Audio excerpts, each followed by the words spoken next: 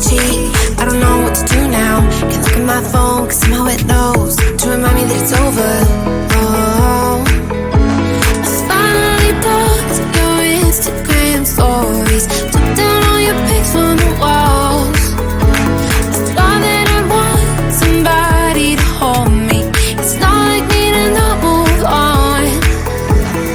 1 month in was horrible and yeah, I couldn't sleep. Then 2 I finally did, but you invaded all my dreams. Then 3 I felt like dying, and then 4 I couldn't breathe. 5 months still with me. I still play our songs in the car, and I still check my phone, think you're calling. I still sometimes pretend you're here when you're not. And I still wear your t-shirt to bed, and I still read the text you would send, and I still wish that you were here when you're not. I wish you're gone.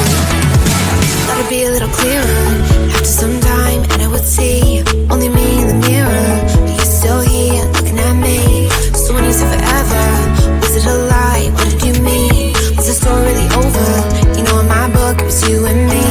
I finally blocked your Instagram stories, took down all your pics on the walls. I thought that I'd want somebody to hold me.